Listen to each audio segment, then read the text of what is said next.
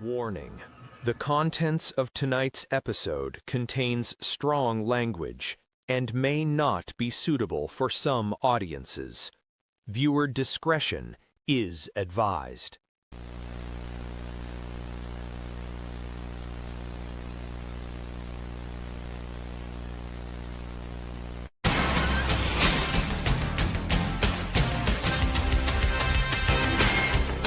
Ladies and gentlemen, boys and girls, children of all ages, welcome to the Around the Ropes radio show. Here are your hosts, John Blaine, Ray from Boston, and Jay. Woo! With special guest appearances by Bobby Fish and Kevin Wilson. This podcast is proudly sponsored by Simply Green. 1, 2,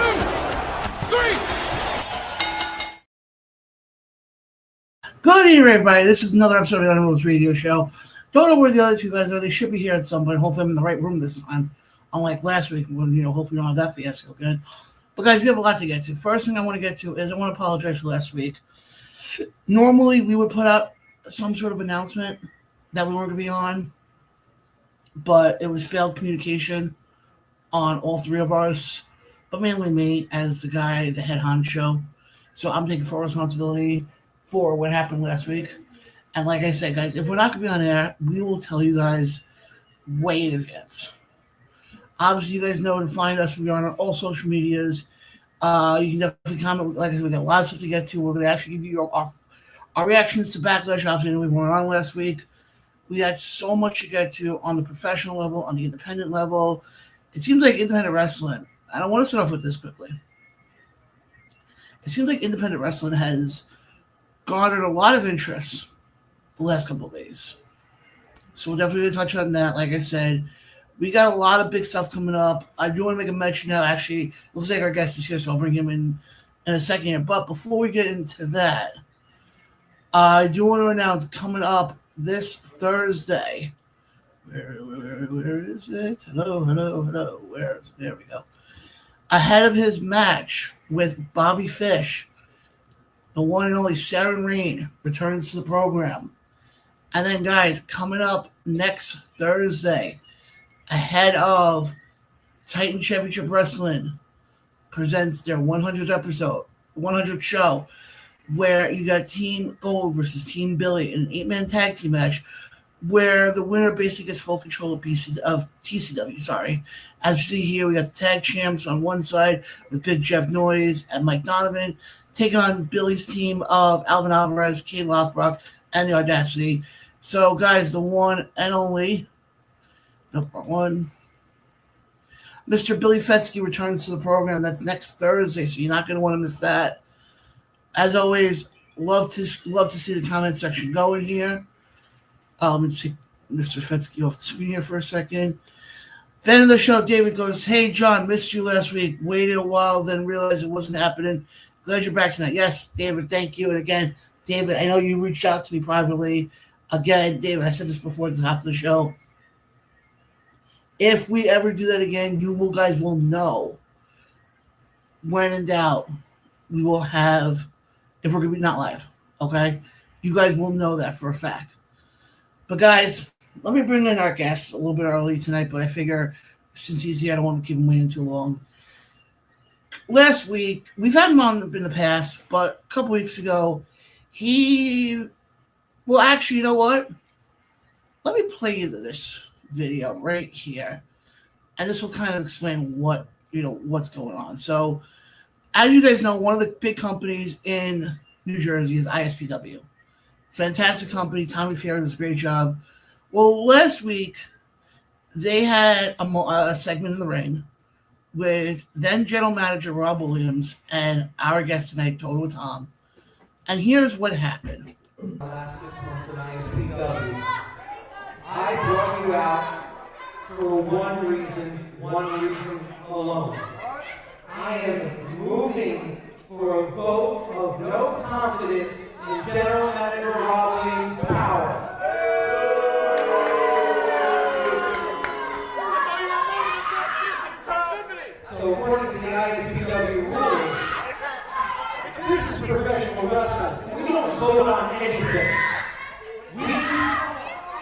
fight.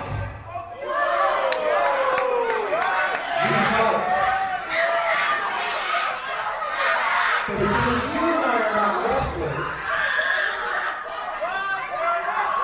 I have my proxy. My proxy. He's my second.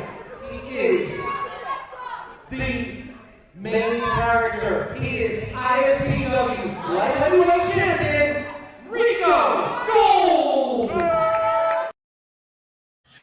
So that's basically what happened. So let's bring him in now. Your new general manager of ISPW and your host of ISPW Weekly, which airs every Wednesday night over on ISPW. Friend of the show, the one and only Totowa Tom. Tom, welcome back to the show. How you been, my friend? As you can see, I still have the balloons in the background from the celebration that we had here at ISPW. But I know, like I said, I know we were talking beforehand. You've been quite busy the last month or so, to say the least. Well, I've been busy for a couple of years with this company, and it all came to a head 2 weekends ago in Totowa. Made my return to the Totowa PAL, a building which originally was the ISPW Arena.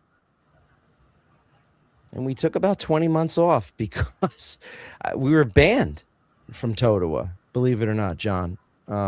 First of all, John, I want to say thank you for having me on your show this evening. And I was actually looking forward to seeing what your co-host, Jay, was actually going to be drinking this evening. I don't know if you know this, John, but I used to be on a podcast with Jay a few years ago. 4 years ago. And at every one of those podcasts that we did, Jay would always have the most interesting drinks on the air. Now, I don't know if he does that with you and Around the Ropes. I mean, the times that I've watched this show, sometimes he has something, sometimes he doesn't. I'm hoping this evening that he knows I'm coming on and he has some good concoction. Well, the funny thing is, when he gets here, I guess we'll find out. He's not even here yet. We'll find out. Yes. Getting back to what happened, we'll get back to that video clip that you just showed. So after months and months and months and months of scheming and plotting, I finally had my opportunity to get the general manager of ISPW in my grasp. I had a segment called On the Boulevard with Totowa Tom, and that happened at the Totowa PAL. I brought him into the ring, and I moved for a vote of no confidence in his power.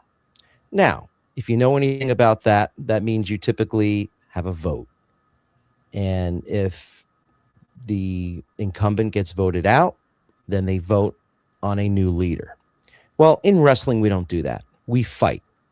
And that's basically what I said in that video. We fight. But since Rob and I are not wrestlers, we each had a proxy. My proxy was the light heavyweight champion, Rico Gold. He decided to call out Brandon Downey. That's fine. It was actually convenient because they were already fighting each other that evening in the best 2 out of 3 falls match for the ISPW Light Heavyweight Championship. And I'm not sure if you have the footage or not, but we all know what happened as a result of that match. Courtesy of Front Row Mafia, here we go.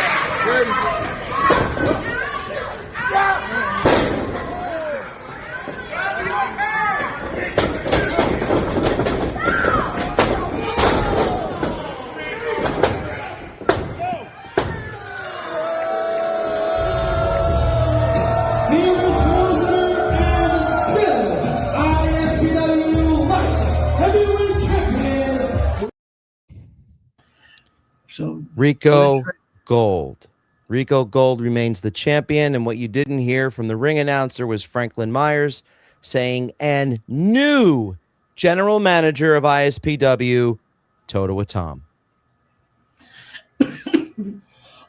So now let me ask you this now. You're all choked up from it. It's amazing, isn't it? Well, there's a couple of other things I want to bring up. First of all, congratulations on Thank the you. position. What are you going to bring now to the table that was different than what Rob brought? Well, it's funny you mentioned that. I brought a new ISPW the following week in Parsippany, New Jersey. Let me lay it out for you, John. In one show, I managed to get that ISPW women's title off Vicious Vicky Venuto, like I promised I would, for months.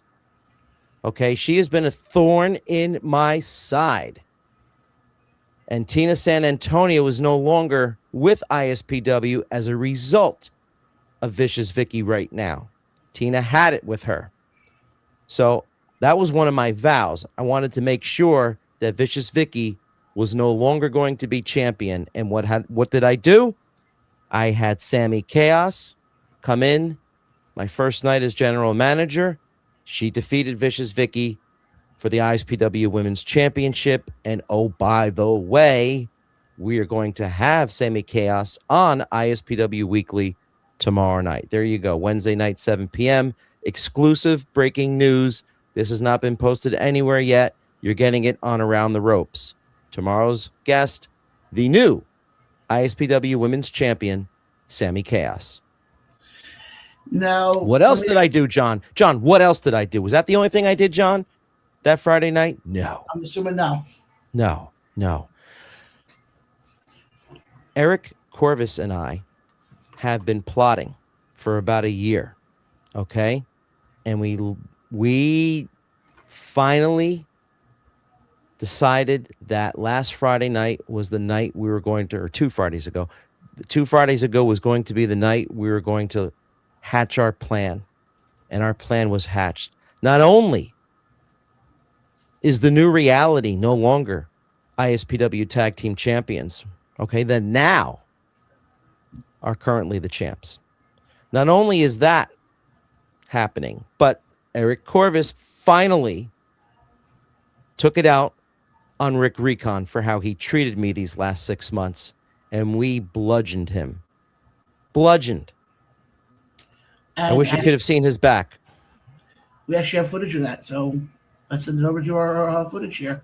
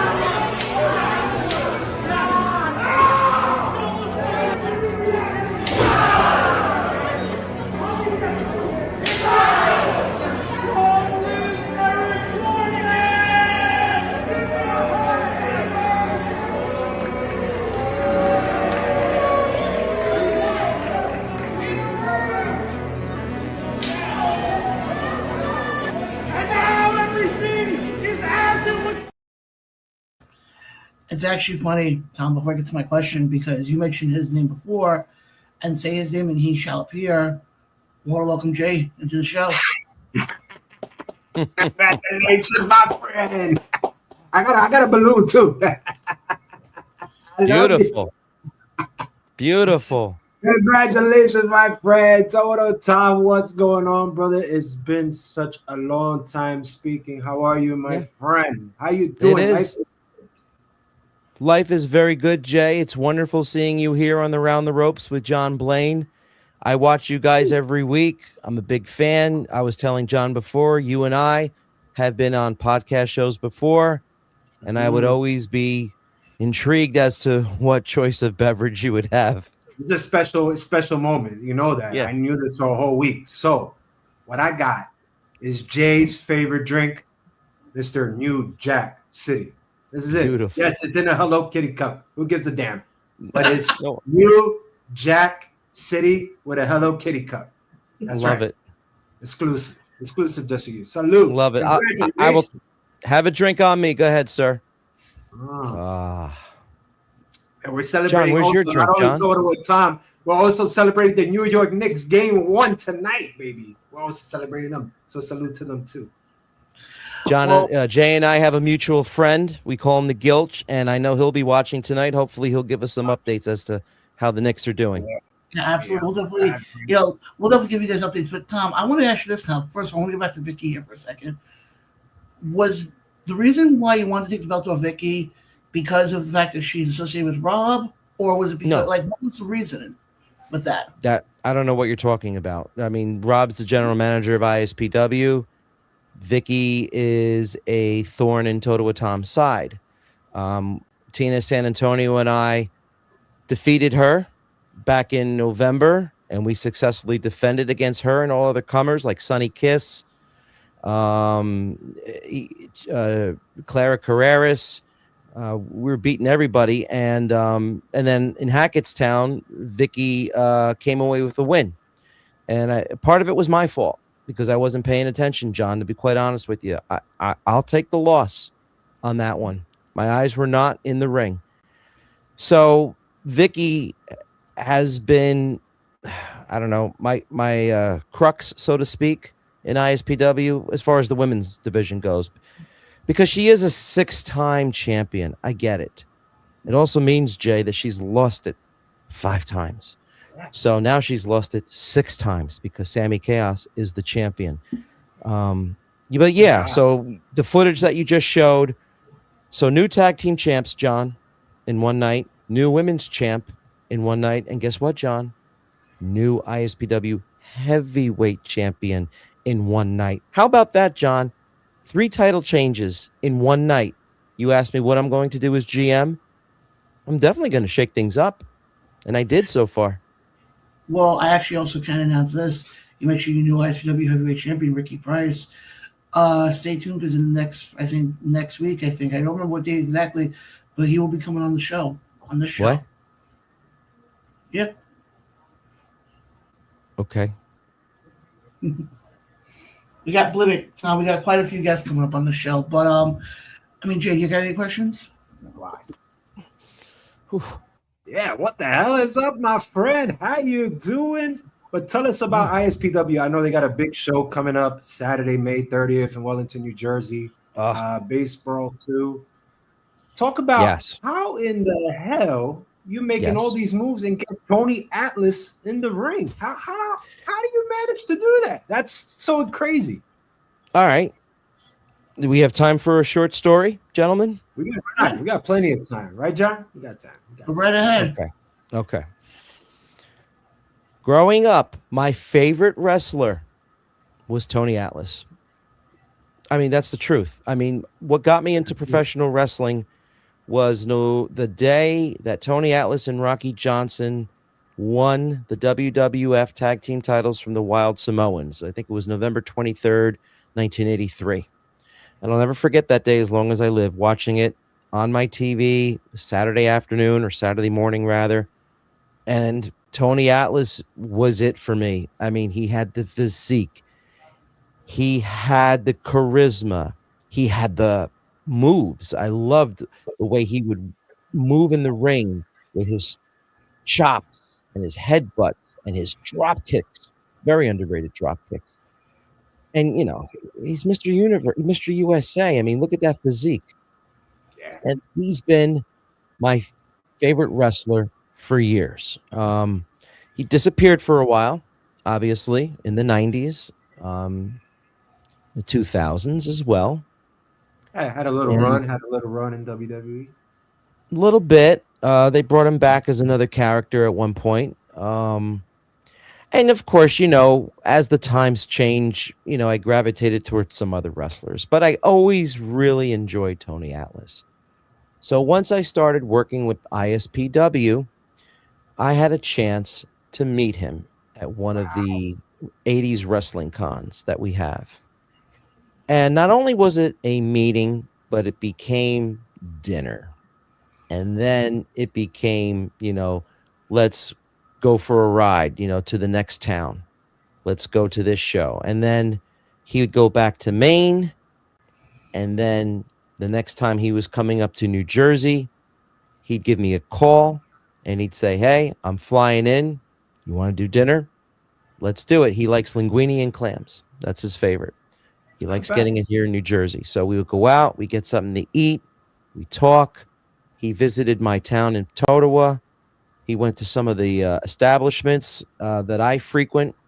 He didn't get a chance to try the Totowa Tom burger. It wasn't around yet, okay? But he did go to that same establishment if you had seen some of the vignettes that have been showing up on ISPW or my Instagram page the last few weeks. So, yes.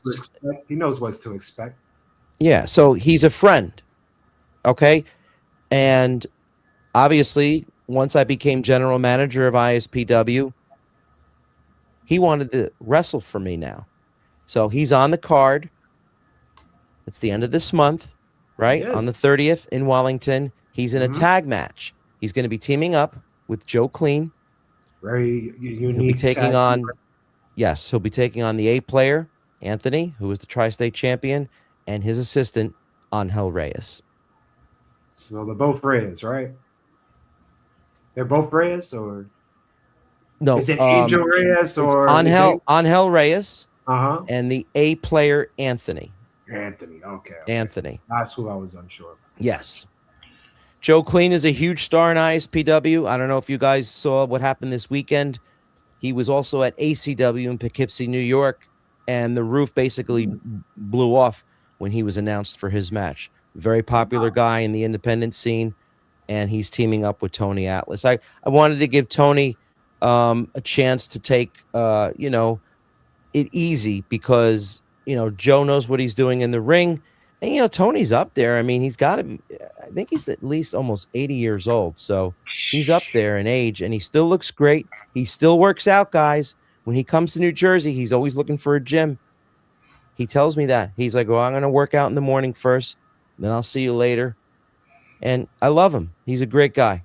I love him. So that's what's going on. We got Marcus Mathers also at the end of this month, too. He's wrestling in a three-way match with Ricky Pierce. Ricky Price.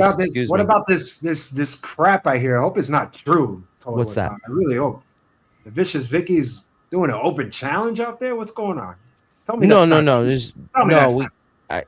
I got rid of that. We know who she's fighting. She's fighting Clara Carreras. Okay. We have her opponent. That was probably something that was left over from the last general manager.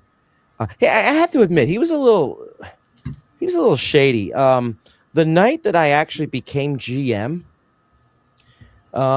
he actually had a parting shot for me. I don't know if the fans noticed. Yeah, he had a parting shot.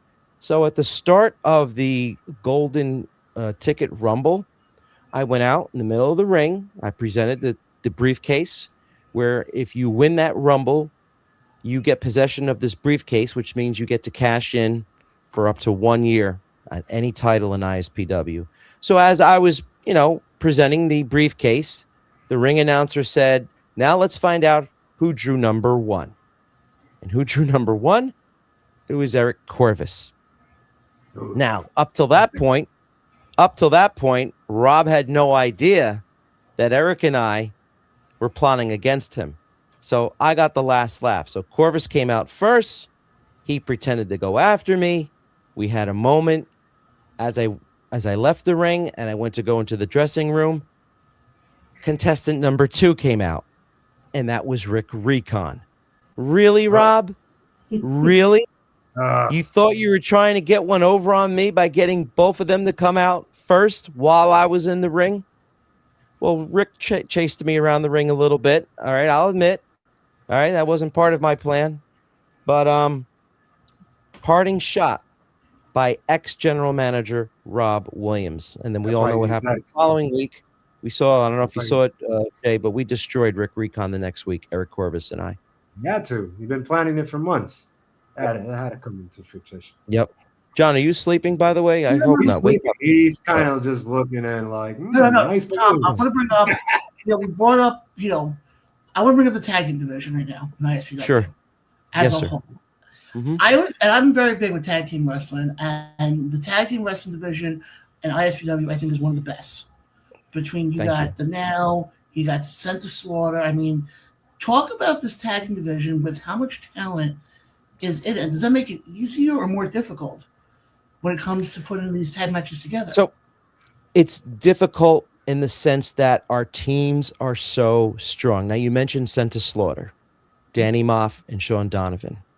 I mentioned the current tag team champions right now, the Now, Hale Collins and Vic Delicious.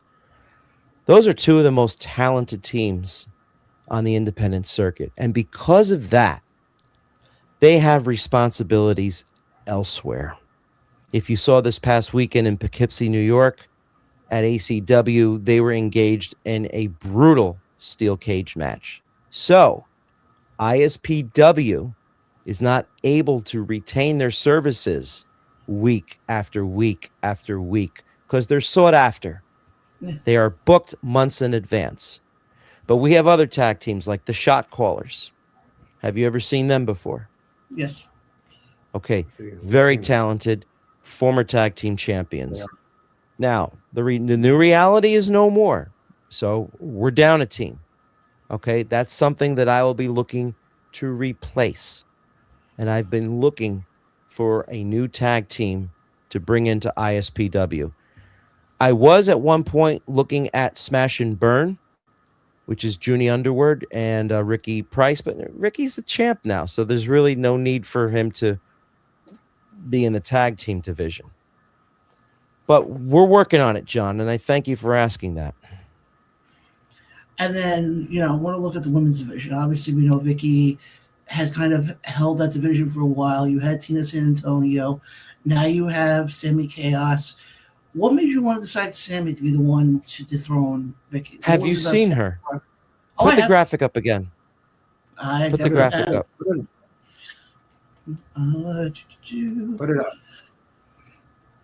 Jesus, what a monster. That is a woman. Okay? That is now, she entered the Golden Ticket Rumble, and she eliminated 4 of the men by herself. She almost won that briefcase. She almost had a chance to challenge for the heavyweight championship on the men's side. That's how impressive Sammy Chaos is, and she brings a little bit of chaos to ISPW. Yes. I think she's going to be champion for at least 5 years here. It's going to be interesting, definitely, to see how this all plays out when it comes to. Hey, I think you know what they say? BBW know how to work. They know how to work. When you're at this position, you have a title. I don't care Yes. what company you're in. Right. The target's on your back. Especially look at a company like ISPW, where you don't have, and I'm not saying in independent wrestling that you're going to see slouches, because you see a lot of top tier guys, but you look at ISPW specifically, and you look at tag team division, for example. This is the prime example right here. We mentioned before the Now. We mentioned Sent to Slaughter. You have the Shot Callers. You have the Audacity. You have so many of these teams that can show up. And those are just 4 teams I just named right off the top of my head. There's probably other ones I didn't even think of. Mm-hmm. You have to basically have your head on a swivel, I feel like, when it comes to when you're any champion. Like I said, it doesn't matter what promotion you're in, what title you have. The second a company wants to put a belt on you, you proved yourself. I don't know if I can agree with that, but all right, Jay, I'll let you go first. I'm just gonna say that, yeah, you have the title on you, you proved yourself, but you gotta just keep going. You gotta still keep chasing, and I think that's why I love independent wrestling shows, because there's independent wrestlers that keep chasing. Oh yeah, I am the ISPW champion. I am the ISPW Women's Champion. But guess what? I still got more goals. I still want to chase. I still have to prove day in, day out, every show that why they put the belt on me. I don't think it's just a matter of like, well, you proved yourself. Here you go. You got the title. That's it. I think that always somebody, anybody, independent wrestlers, a person, you always got to keep chasing, even though you may have accomplished your goal. You have to have something you're going after. That's just me. Tom? Well, I agree with what Jay said. But when you say a target on your back, are you referring to the champions, or you're talking about me right now? No, I'm saying all the champions. Okay, that goes with any champion. Okay, Yeah. any champion, you always have the X on your back. Just like if you win the Super Bowl or the World Series, everybody's going after the champion the following year. You play a little bit harder when you take them on, right? Tom, let me ask you this now. You bring up, Yep. if you have the X on your back now, with what happened to Recon and with Vicky, do you feel like now you're going to sort of have that X on your back now when it comes to like certain people within the ISPW? So at the Parsippany show, I came out with the kendo stick, and I basically said that, John. I said that this is my insurance policy because now that I'm the general manager of ISPW, I have this with me to even the odds, okay? I'm not sure I'm going to need it now because I have Eric Corvus with me. And let's just say this. I'm not done yet. I have Eric Corvus, but I'm not done. Now, Eric's my best friend. Eric's been my best friend for 2 years now at ISPW. All right? But we have big aspirations here. And I was able, John, the night after I became general manager, I was able to give him a heavyweight title shot the day after I became general manager. Now, he came up on the short end of the stick. I wasn't there. I would have liked to have seen what went down in that match against Ricky Price. I heard there was an appearance by Rick Recon, which distracted Eric, obviously, so Ricky escaped with the title. But we're not done. We're not done. But we're also not going to abuse it. I want to be completely fair here. Don't think that just because I'm the GM that Eric Corvus is going to get a title shot every time a show comes up. That's not happening. I'm very pleased to see Ricky Price, the ISPW heavyweight champion right now. This is a guy who 3 months ago started our light heavyweight division as the first light heavyweight champion. And look what he's done for himself since then. Okay? He's built up a nice career here at ISPW. And I only expect bigger and better things. You know what I'm worried about, John? I'm worried about him getting so good and so big that he may leave ISPW eventually and go to greener pastures. That's eventually what I want to see. Okay? I want to see these guys get to that next level. And then we'll always be looking for new talent. And that's what I think is great about independent wrestling. You're constantly finding new talent. And I'll just, add this part to it, especially up here in the Northeast, with all the talent you have from Jersey, New York, Long Island. I mean, it's like a who's who. Right.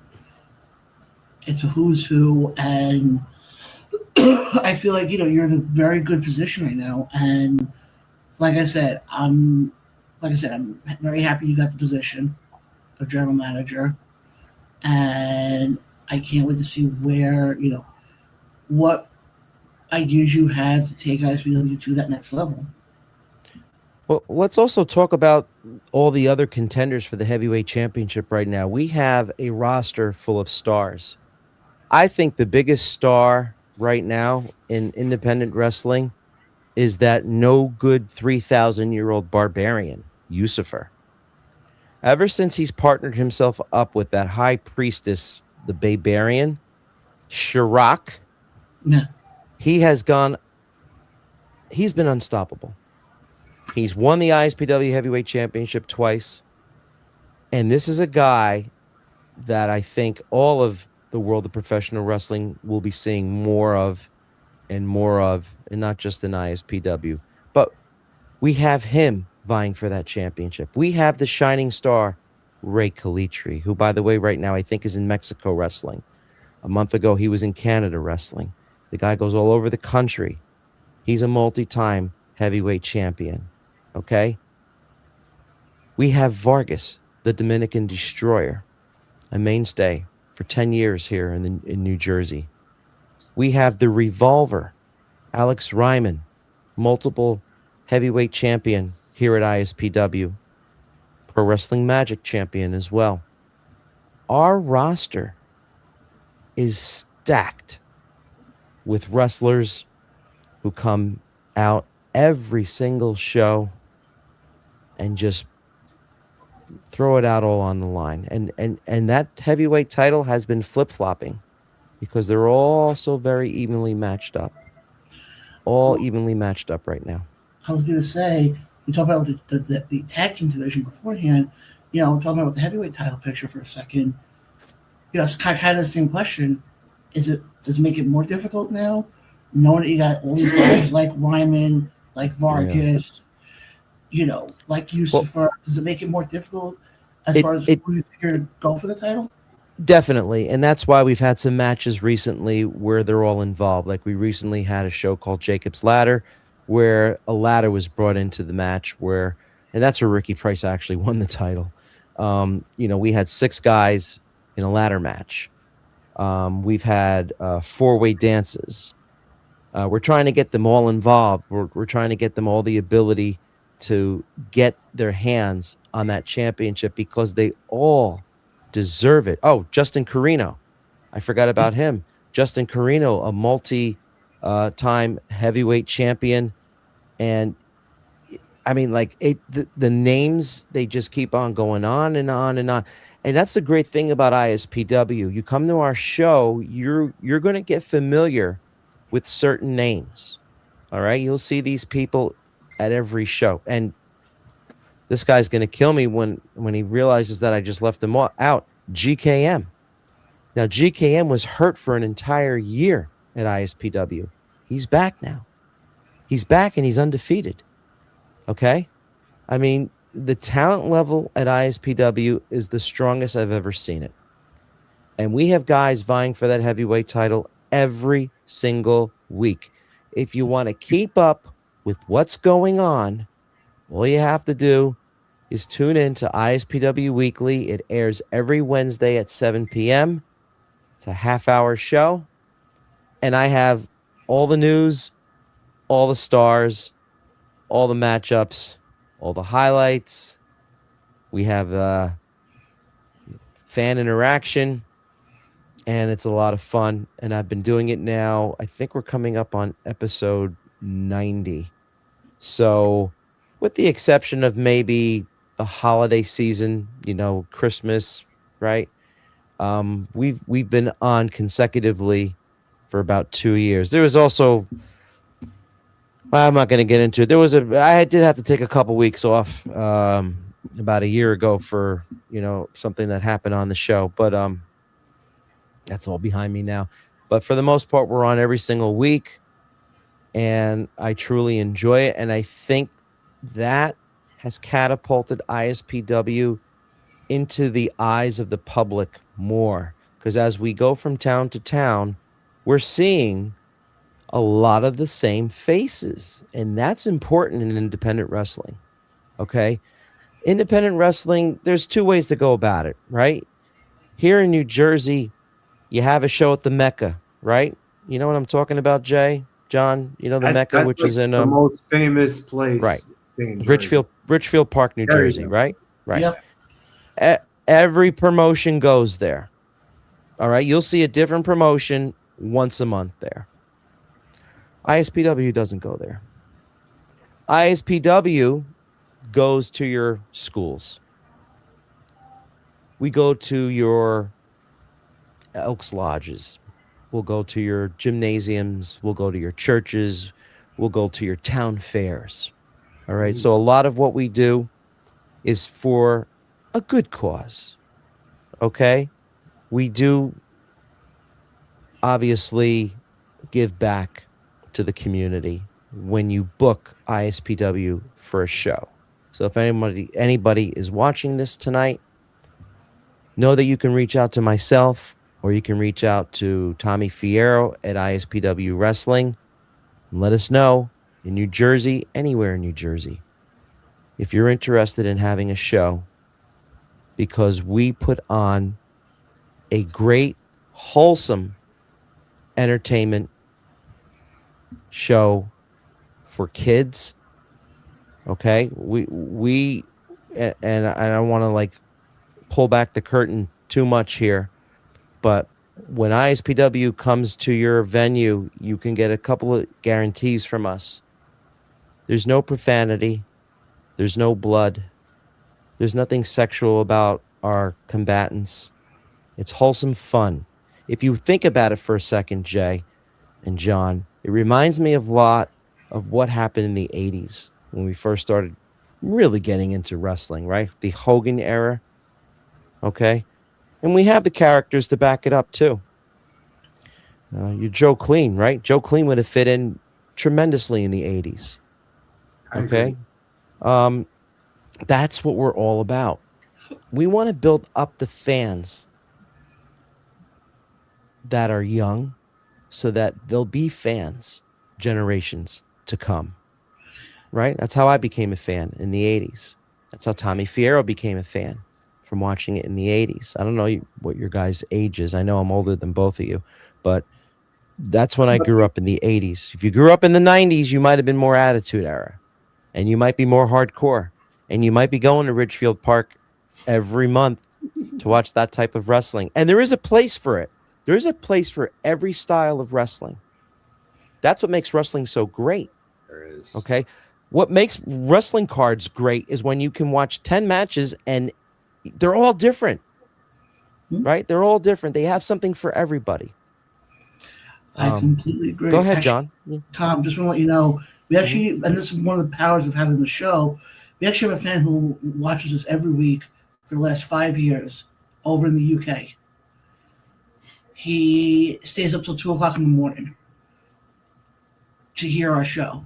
And actually, a certain night he said if ISPW ever made it across the pond, he would love to come to a show. Hell yeah. If we ever get big enough, David, we'll reach out to you and let you know.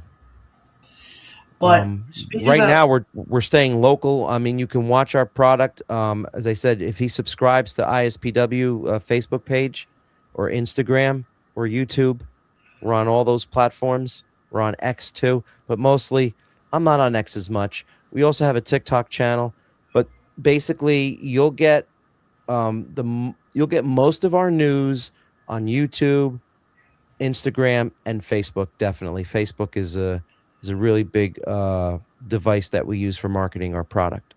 And then just want to bring up one other thing quickly. Mm-hmm. We do have the official date now for the next 80s Wrestling Con. It was just announced. When is it? Oh, October 31st. They're actually calling it 80s Wrestling Con Halloween. And there's already some names announced. There's already some names that have been announced. Hacksaw Jim Duggan, Terry Taylor, Papa Shango, and it looks like Bushwhacker Luke. And he got in the Masked Superstar.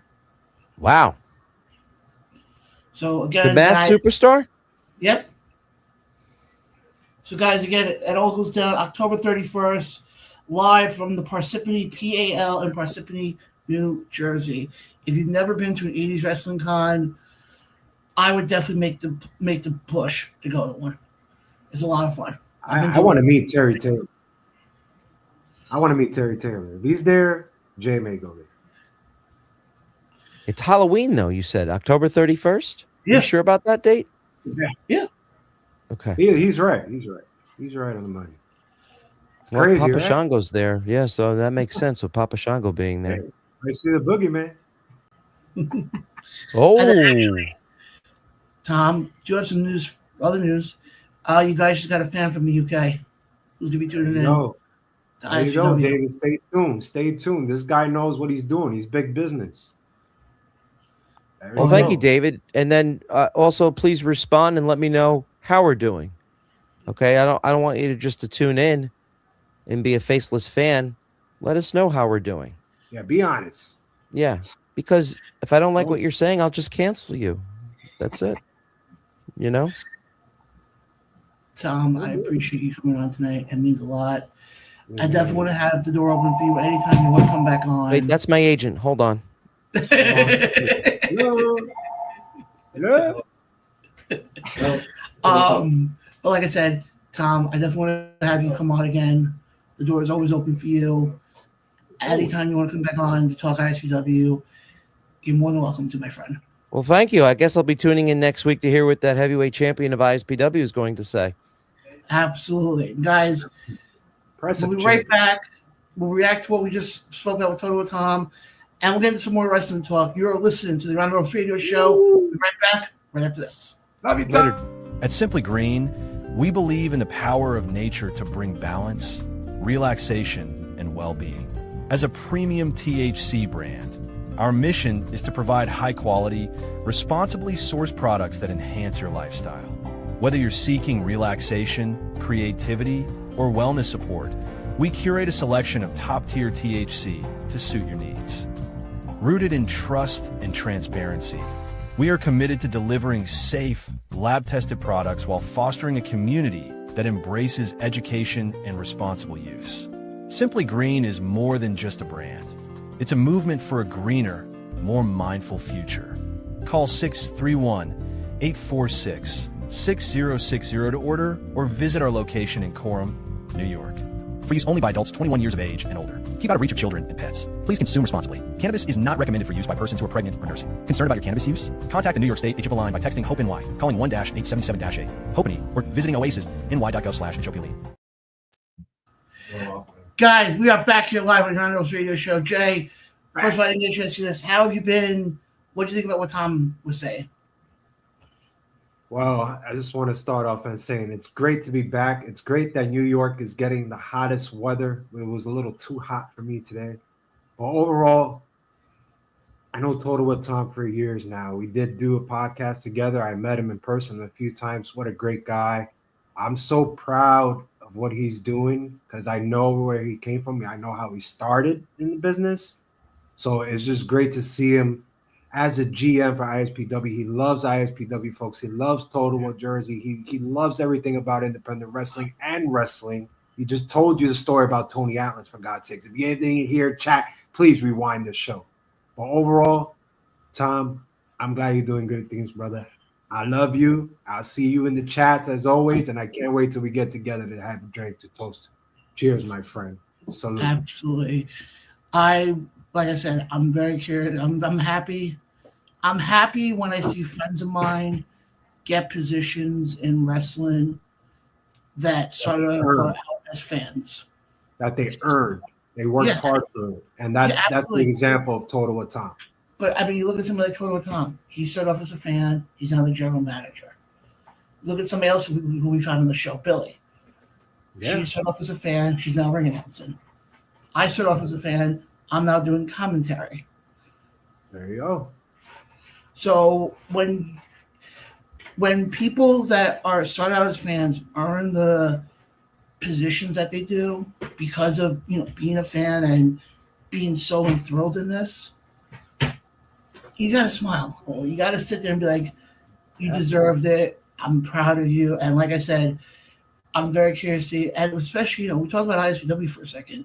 He's not wrong though. That heavyweight division is, you want to talk about being stacked. I would have to say you have to go back to probably the Attitude Era of WWE. When you had Austin, Brock, Hunter, Taker, go down the list. That's basically what we're seeing right now in ISPW with all these guys. Yeah. And Ricky Prince been in the business, well, he's been wrestling for quite some time, folks. But he's been with ISPW for 4 years. 4 years and you're the champion? That's totally freaking amazing. But not only that, though, he was mainly a tag team guy. We don't really see tag team guys who have the ability to break off and can become a champion like that. And it's very hard to do, John. We've seen this in independent wrestling and wrestling. It's very hard to break and just be on your own. And Ricky Prince did that really, really well. I got to give him credit. Absolutely. But want to just bring up a couple of other things here. As far as independent wrestling goes, we do have a couple of interviews actually coming up. Coming up on Thursday night. He actually is taking on a friend of the show, actually Bobby Fish, on June 13th for Immortal Championship Wrestling. There we go. So I want to mention that we're having Sarah and Rain hopping on here. This is going to be Thursday night. Then, ahead of Titan Championship Wrestling with their 100th show, Rise of the Titans, we have Team Gold versus Team Billy. Basically, it's an 8-man elimination match where the winner gets full control of TCW. I can announce this as well. Mr. Billy Fetsky will return to the show 2 days before this match. And you want to talk about somebody who I'm waiting to ask him the tough questions. Yeah, that's going to be, you're not going to want to miss that. And again, guys, I want to mention this again. Tune into ISPW tomorrow night as your new ISPW Women's Champion, Semi Chaos, joins Totowa Tom. Be interesting to see, thoughts of the new champion coming off of the big win. I think of arguably one of the more recognizable names out of the New Jersey area, and Vicious Vicky, somebody who we've spoken about on the show plenty of times. But I want to bring up, because I know in the description, our lovely God Wilson there said we have a special announcement. And no, guys, it's not that special announcement. Jay, the show is about to hit 5 years this November. And time flies. It does.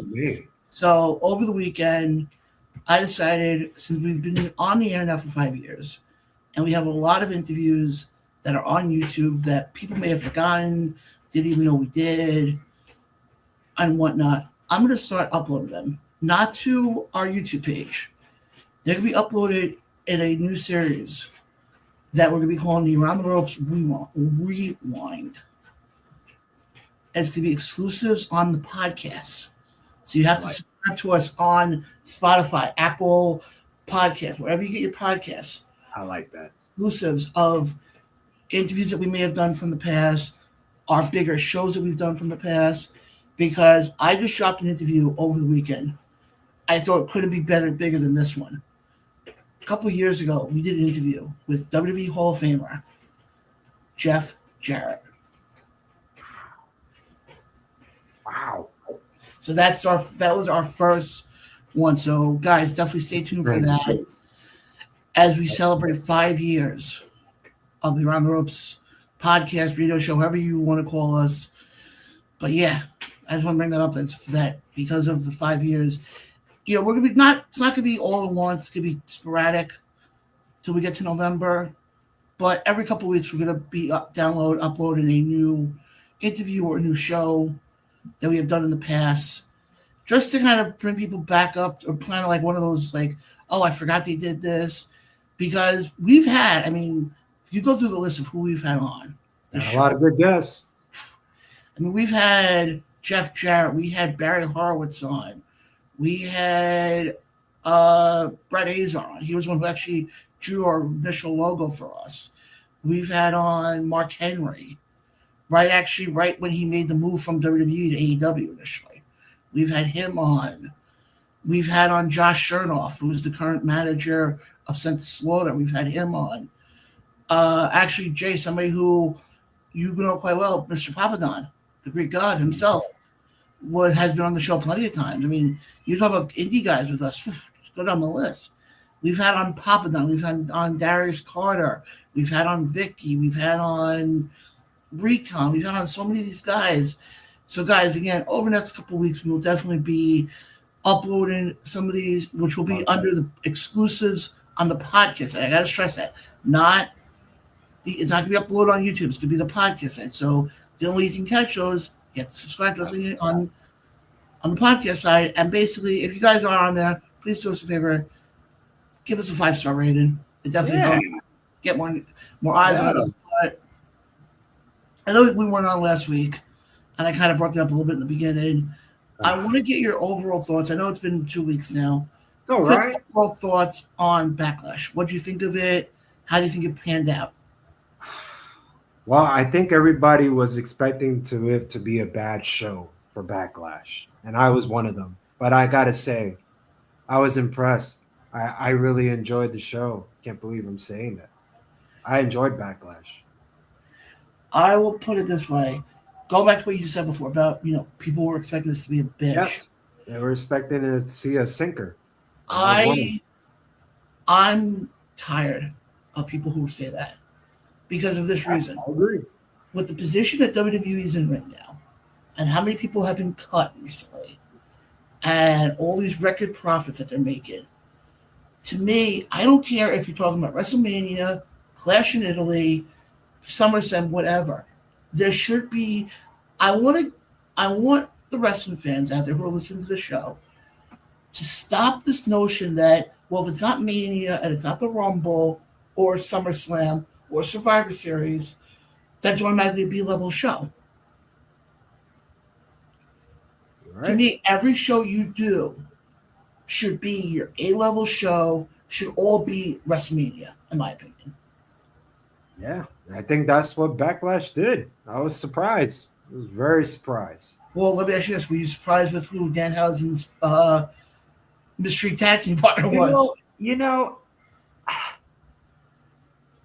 Okay, I was in Lifetime because I didn't really understand the storyline. But as they played it back for me, like the next night, I was like, oh, okay, this makes sense. So my CM Punk theory of picking him was way off because I get it. The clone machine, he goes in. So yeah, I should have expected that. So a lot of people hated this match. I actually enjoyed it, which is surprising because you put in those factors, the storyline, John, it just made perfect sense. It wasn't silly.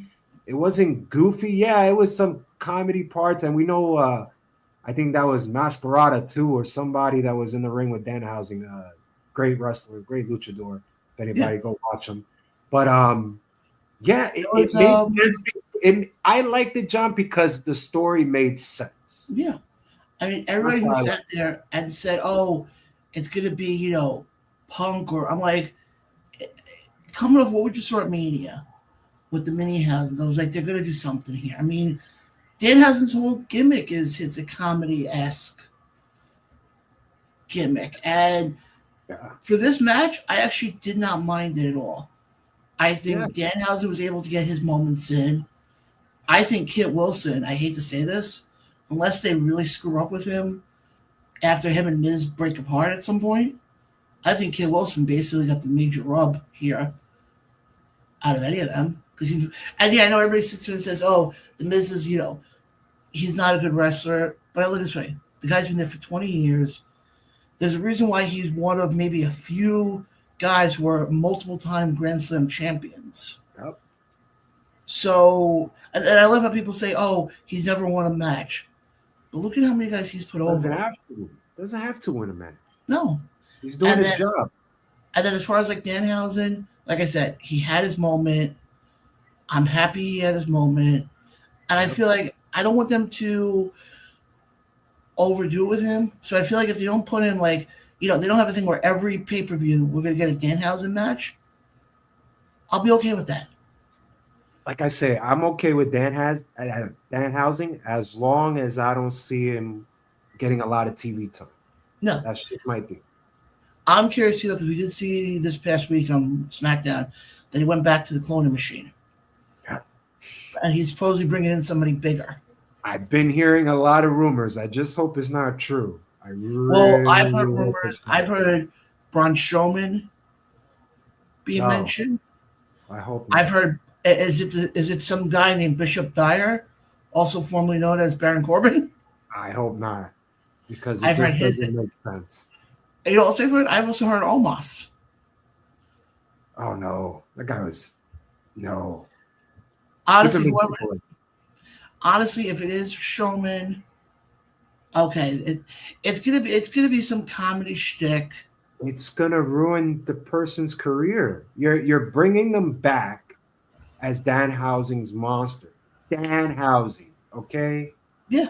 Yes, I know Jay said he enjoyed the match, but if I'm Braun Strowman or I'm a Bishop Dyer, I'm coming back to the company as the silly, goofy storyline of Danhausen's monster. That means I will always be linked to Danhausen. No, I don't want to see it. I think it'll be something very curious. Then, as far as the other matches go, I know we had Roman and Jacob, which okay, it was it was Okay. what it was. It was good because Roman, but it was okay. It wasn't. And it's funny. I actually have an article because one of the news stories I had that came out while I was away from last week is I'm back writing again for the Inscriber Digital magazine, Yes. doing some articles for them. It's And Scrabble. I actually have an article that is supposed to be coming out soon on with regards to Roman and how I think we're going to get to Roman and Oba. And part of the article I talk about with Jacob, I want to bring up on here. I don't see Jacob, the single Jacob, lasting past Clash in Italy. I really don't. Do I see the possibility now? Do I see the possibility of Jacob winning? Yeah, and obviously we'll get more into the predictions next week. But I think when you look at, with Jacob right now, do I see him holding it down? I mean, yeah. I mean, he's one of the longest reigning champions that MLW had. And I'm going, I think that was close to like 800-day run he had with that title. And when he's unhinged, like he is, like we're seeing him now, he's entertaining. Now, if he does happen to beat Roman, do I see it being a long run? No, not necessarily. Because I hate to say it, I still think he'll be transitional champion until they eventually he drops the belt to Oba. I still think that's who's going to get that belt next. And it just makes the perfect sense at this point. Which, believe me, Jay, you haven't heard a rant yet out of me since you've been a part of the show, right? I haven't heard it yet. Okay. Stay tuned out in a little bit because speaking about Obafemi, I have a little bit of an issue that I have to bring up. One more thing I just want to add. And you're going to owe Jay an apology, too. Okay. That's totally fine. One thing about me, if I screw up, I'll eat my own words on that one. But, guys, we're going to take a short break. We're going to come back. With the apology. And we're going to talk about the fiasco. I don't even know if you can call it fiasco. Of what we saw last night on Monday Night Raw. Ooh, Jay was right.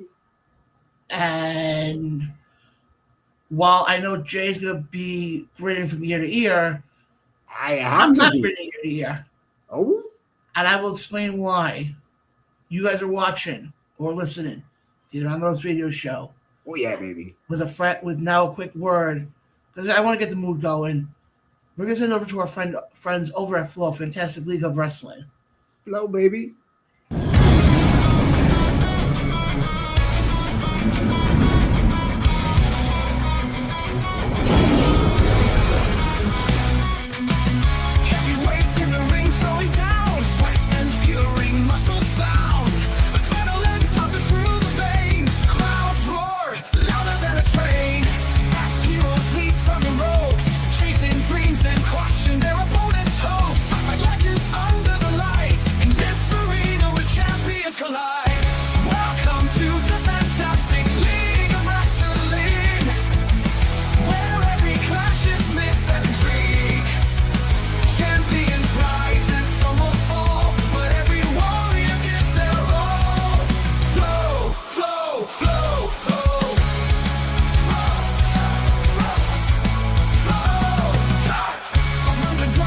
Mighty champ in this Coliseum, fiery camp, standing tall to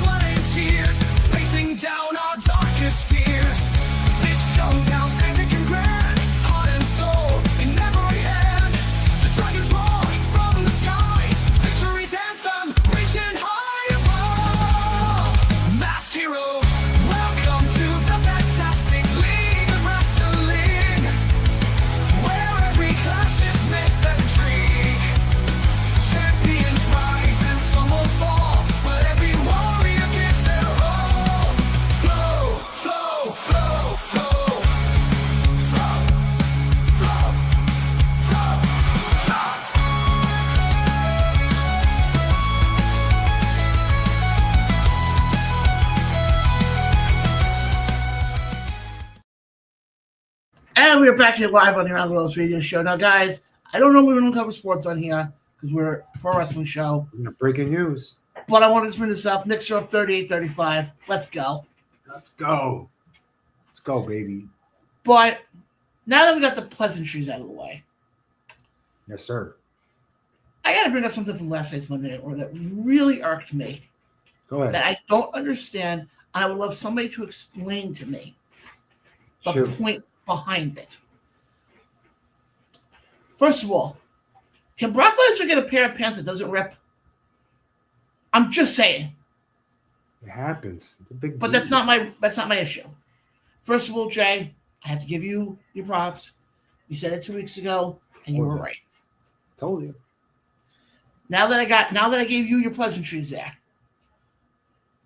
it's time for me to turn the dial up a little bit. Go ahead. What the fuck are we doing here?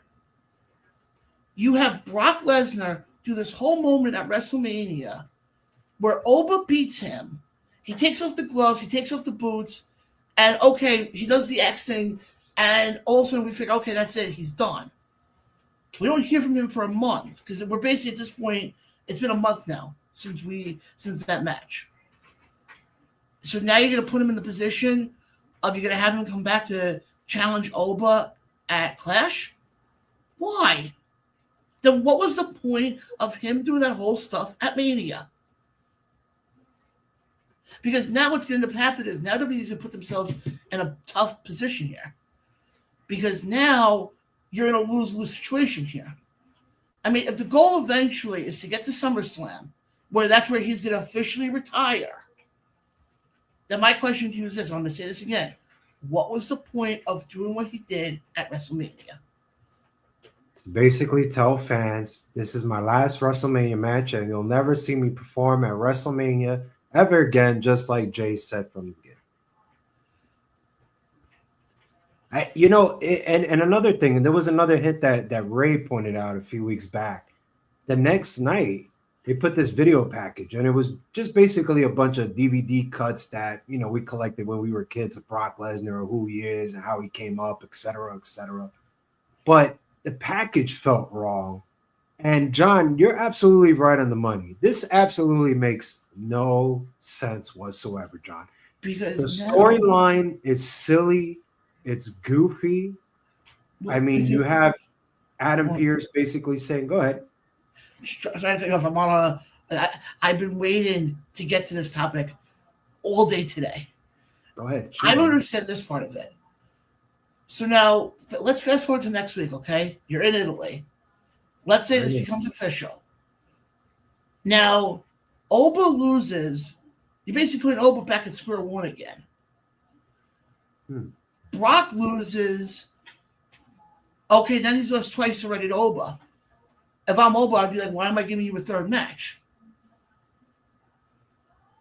So you're kind of and you're not going to do a screwy finish here, especially with something like Oba, who you're supposed to be pushing to be your next big guy. Yeah, To me, this makes no sense at all. And this is a way for them to try to sell more tickets for Clash in Italy. Because it's Brock Lesnar. Yeah. I'm sorry that you wasted that entire moment at WrestleMania. Because they were talking about on Busted Open today, and I agree with what Bully Ray said. He turned around and said, if Brock went to the back after his match with Oba, didn't take off his boots, didn't take off his gloves, then what happened last night on Raw would have made perfect sense. But he does everything that's leading old fans to think, okay, he's going to be retiring. So why all of a sudden now we turn this? I mean, it makes no sense. And I would love somebody to try and explain to me or try and make sense of this, because there's no way you can. There is no sense. The whole storyline sucks. And then you have later on, Adam Pearce is backstage, and he's in the room with Paul Heyman, and he goes, "What the hell was that?" And then somehow the last thing Paul Heyman says is, "Oh, Brock's retired." So now my question is this: Is Brock retired? If he's not retired, I hate when WWE thinks that all their fans are stupid. I have to come and say it. If you're gonna sit there and say, well, he's retired, but we're gonna still bring him back, then why are you retiring him? I mean, yes, granted, have we seen guys retire before in wrestling to then make multiple comebacks? Yes, we've seen it plenty of times. Terry Funk is a prime example. How many times did he retire and then come back to wrestle? Yeah. My point is this. That moment on night 2 of WrestleMania, when you see Brock Lesnar taking the gloves off, taking the shoes off, thanking the fans, that's a moment that should be etched in history. Now, is it going to go to waste now? Not a waste. It will.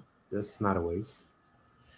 To me, I don't understand it. They're not supposed to understand because the storyline is completely stupid. I mean, they jumped the gun and they say they retired because I think WWE hit a panic button. They really thought that he was really done. And then when he came and he's like, no, I'm not really done.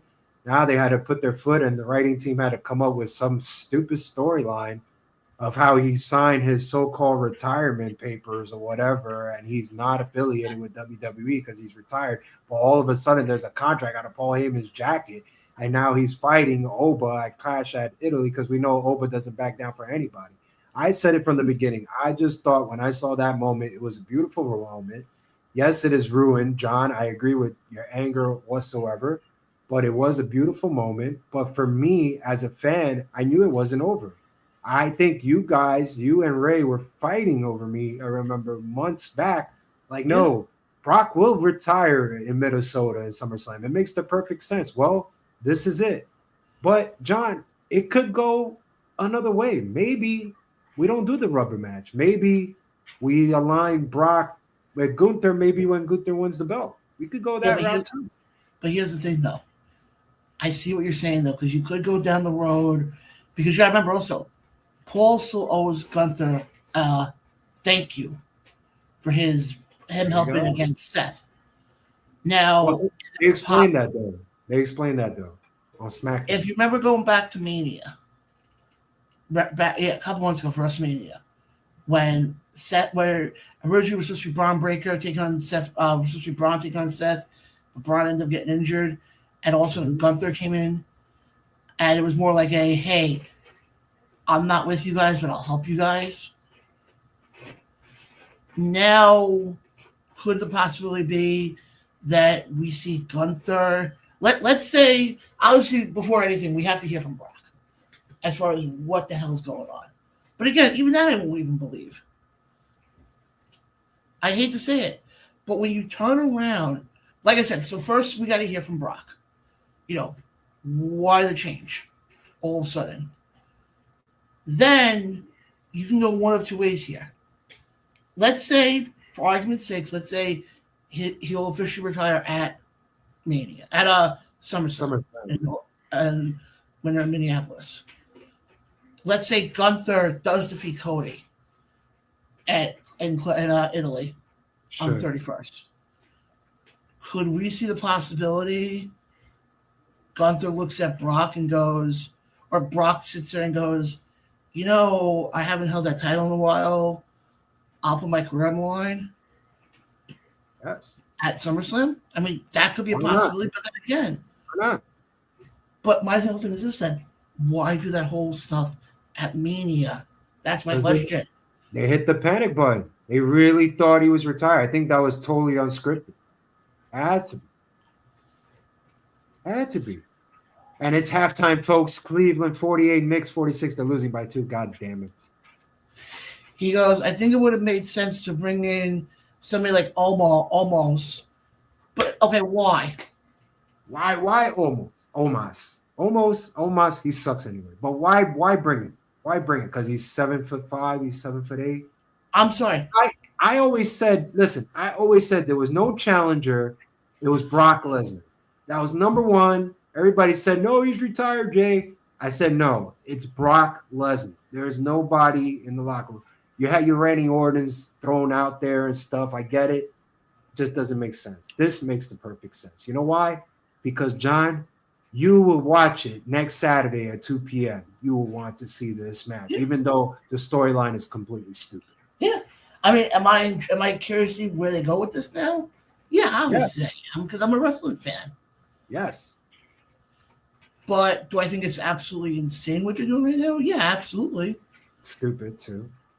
It's completely ridiculous. And the other thing also I want to get to that we did see because Monday Raw last night was okay for the most part. Oh my God, it was so horrible.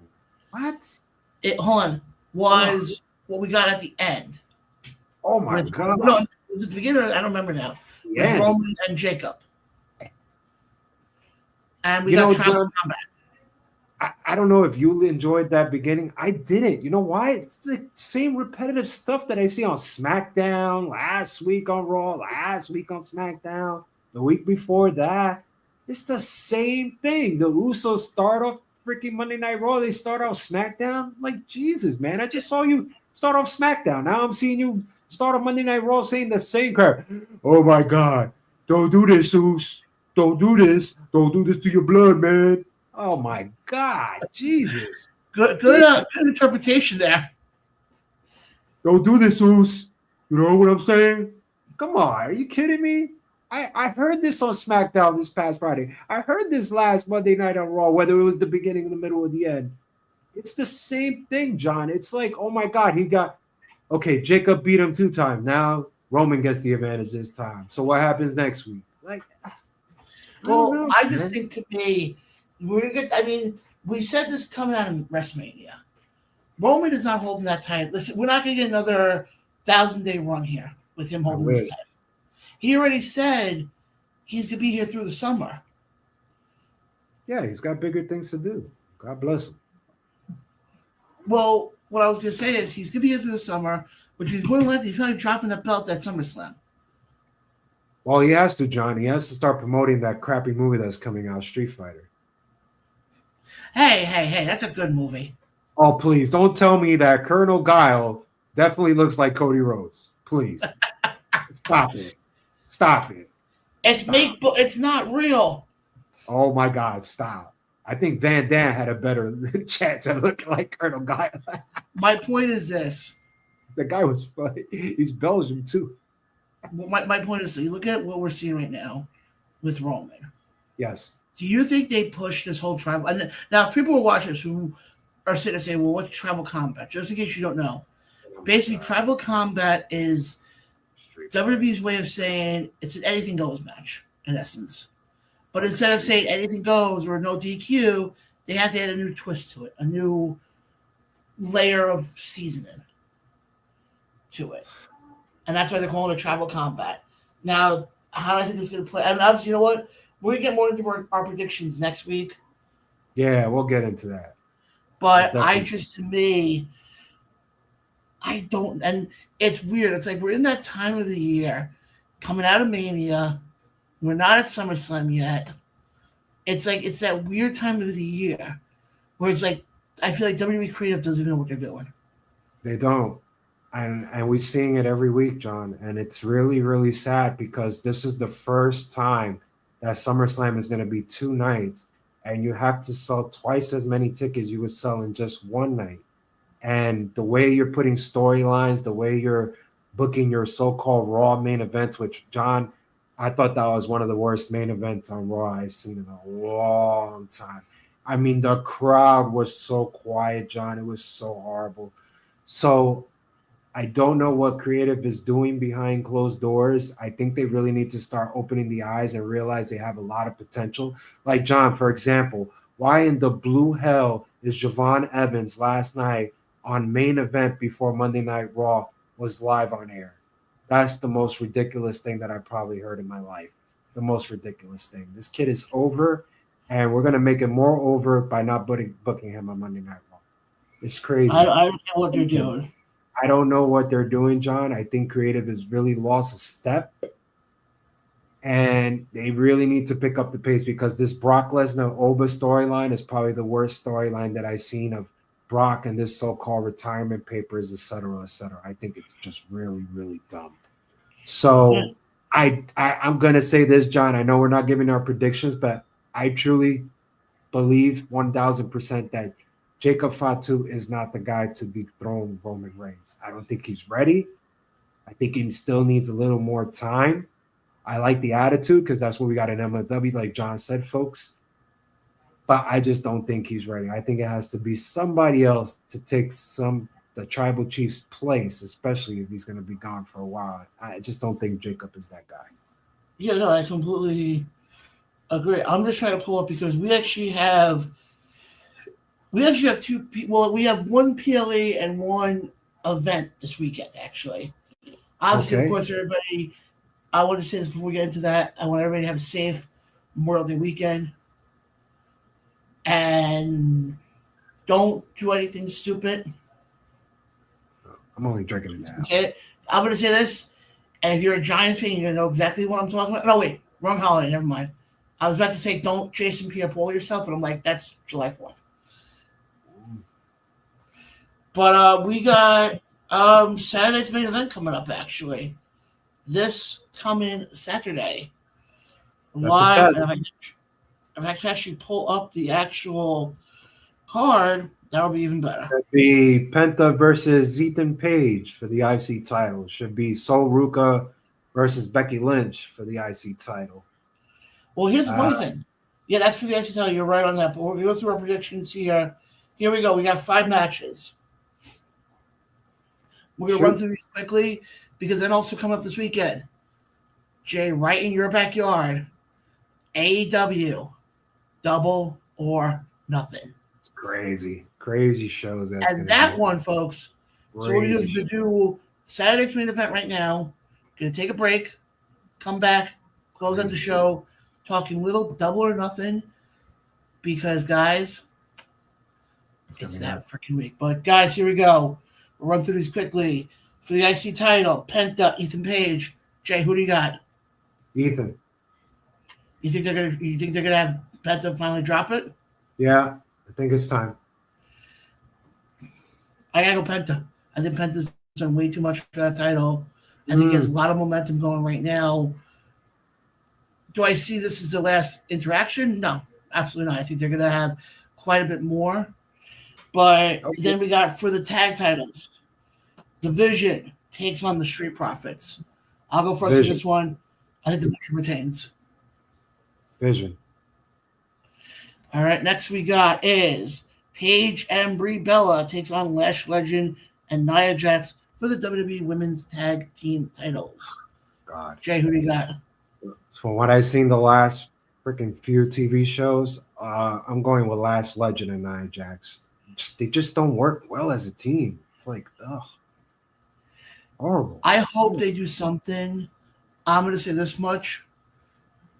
I would love for them to do, if they do have Paige and Brie drop the belts, They have to. I would love somehow Nikki to get involved. Good. And she turns heel. Even though she was heel and they never reveal why she became face, she just brought out her sister one night and that was it. But you could have her turn around and be like, you know what? I had, have Brie drop the belt, have Nikki kind of get all pissed off at her and say, that wasn't the plan, that wasn't the plan, that wasn't the plan. And then you get Paige kind of be like that friend in between, like, I don't know whose side to go to. I'm friends with both. That's one way you can play it. One way to make it interesting because they're both not interesting whatsoever. Exactly. Next we got in 6-women tag team action. Jeez. Rhea Ripley, Charlotte Flair, Alexa Bliss takes on the team of Jade Cargill, Meechid, and BFAB. I can't believe this is actually on the Saturday night to me. I'm gonna go with the baddies. I'm going with the baddies, John, because I think they're gonna tease us on Rhea and Charlotte.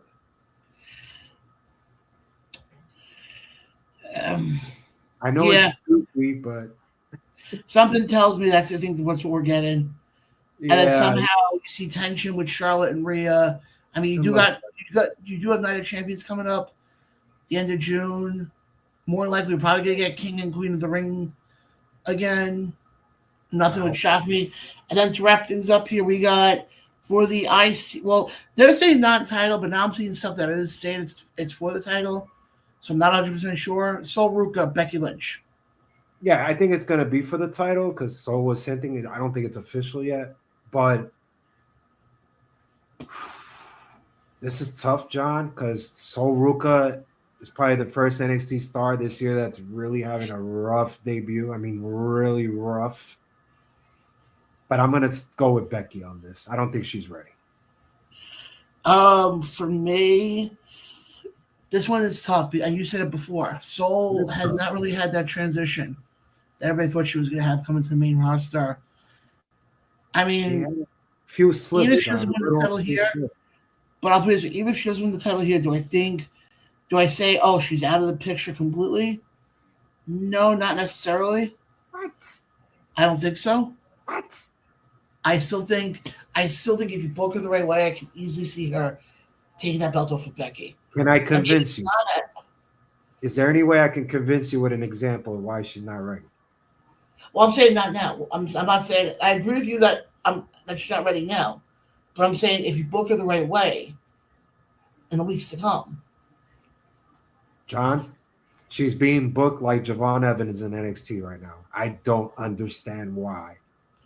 I look at her as the blonde leader. I hate to say it. She's not ready. She's not ready because, John, I'm going to tell you why she's not ready. She did her Sol Ruka cutter, whatever, Soul Snatcher, and she fell flat first in the ring. And poor Io, has to go all the way back crawling on her butt just to try to get a pin because she didn't even realize she was doing it. It's just bad. So I think Sol Ruka is very talented. She will be a champion. It's just not right now. I also don't like the way they're booking her. I don't like that either. No, I agree with that. Let's go to the comment section here quickly. Obviously, as you mentioned before, at half right now, Cavs are leading 48-46. All right, we got this. I ain't worried. And Totowa Tom says, I think Tito Santana won here. Greg Valentine. There you go. There you go, baby. There you go. Should win it. Jesus. You want Penta? Yep. But guys, we're going to take a quick break here. Yeah. We're going to come back and we're going to give you our predictions for the 2026 AEW Double or Nothing live from Queens, New York. A sold out Queens, New York, mind you. I can't believe that. We'll be right back right after this with some AEW talk. So, guys, stay tuned. We'll be right back right after this. At Simply Green, we believe in the power of nature to bring balance, relaxation, and well-being. As a premium THC brand, our mission is to provide high-quality, responsibly sourced products that enhance your lifestyle. Whether you're seeking relaxation, creativity, or wellness support, we curate a selection of top-tier THC to suit your needs. Rooted in trust and transparency, we are committed to delivering safe, lab-tested products while fostering a community that embraces education and responsible use. Simply Green is more than just a brand. It's a movement for a greener, more mindful future. Call 631-846-6060 to order or visit our location in Coram, New York. For use only by adults 21 years of age and older. Keep out of reach of children and pets. Please consume responsibly. Cannabis is not recommended for use by persons who are pregnant or nursing. Concerned about your cannabis use? Contact the New York State HIPAA line by texting HOPE-NY, calling 1-877-8, HOPE-NY, or visiting oasisny.gov/HOPE. And we are back here live on the Round Off Radio Show. Now, Jay, I know we don't talk much AEW. I watch but I figure this Sunday is Double or Nothing. Yes, sir. And I actually can say I was actually at the first Double or Nothing back in 2019. Me too. When they were, yeah. Oh, you were. Wait. Was that Kenny Omega versus Daniel Bryan first match? No. That was Cody Rhodes and Dustin. Okay, I was there. Yeah. No. Not there. I wasn't there. I'm sorry. I was at that one live. Wow. The Moxie debuted.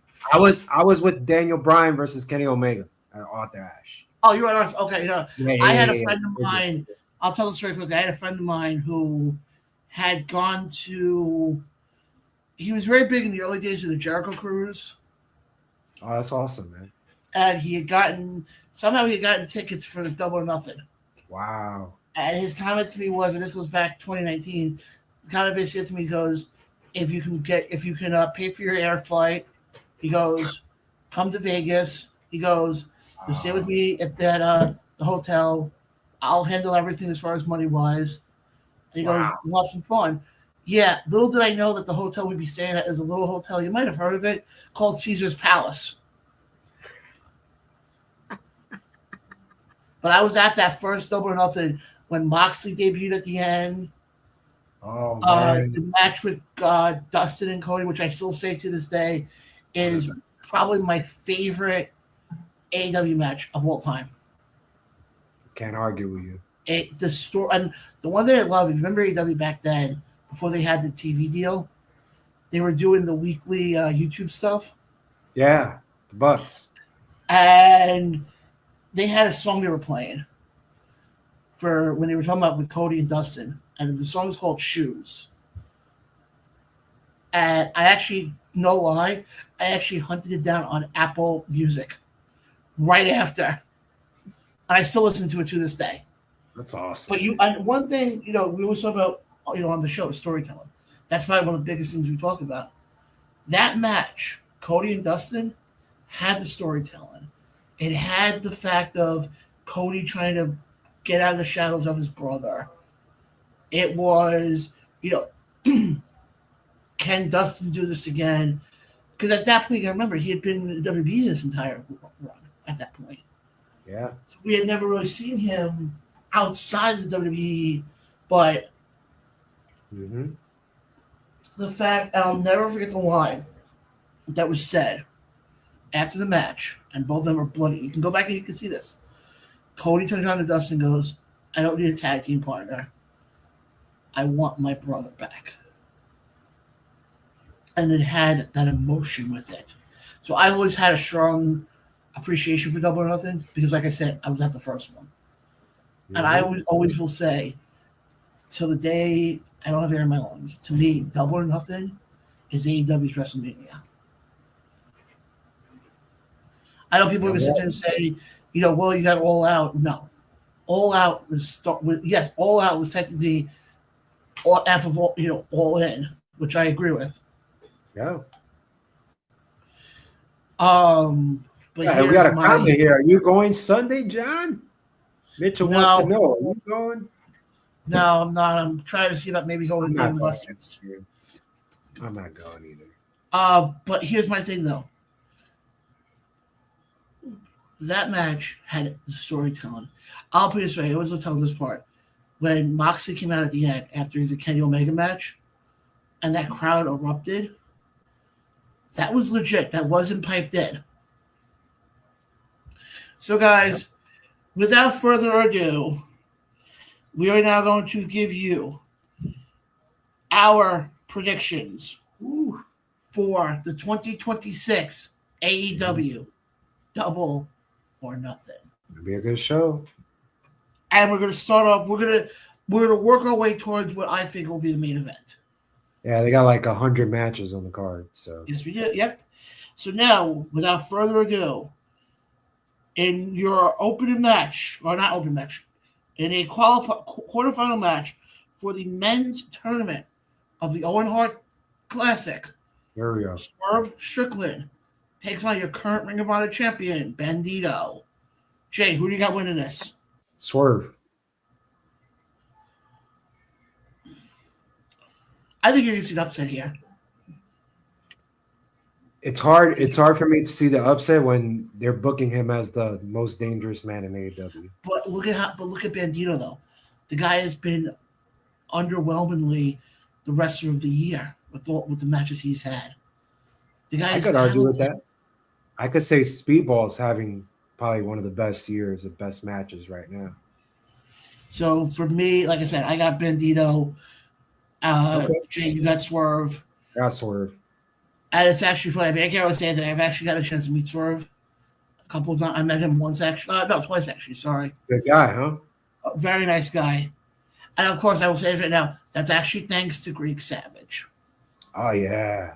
Just want to make sure I I mention seen the that part. photos of that. Yeah. I seen the photos of that. And then, in your next quarterfinal match, Samoa Joe of the Ops takes on, we think he's the Death Riders now, but I'm not too sure.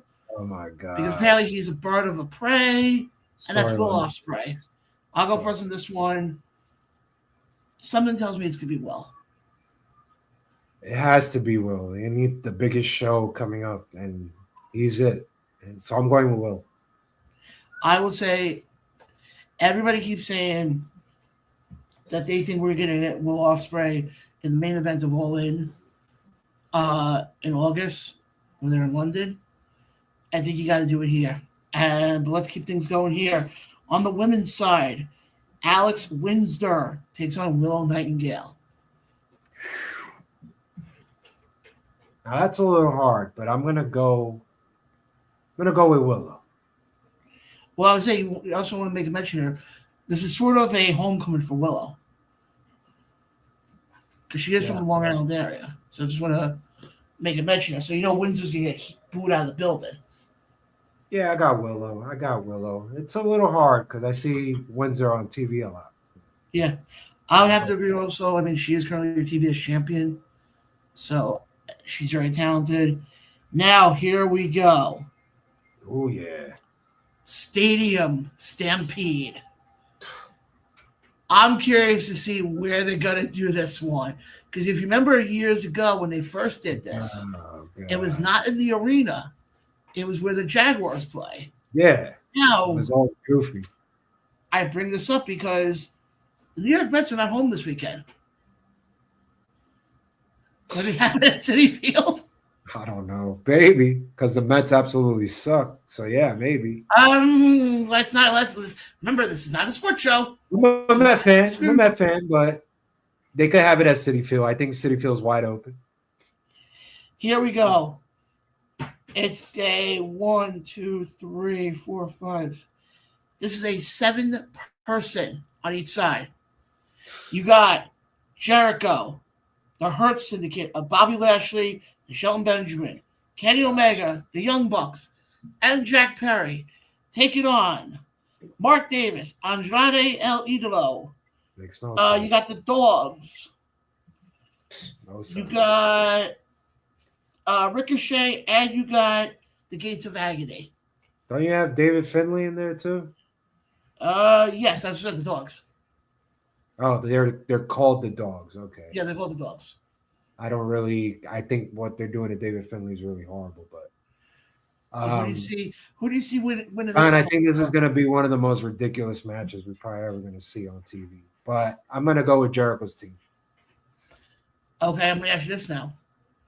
Who gets the win?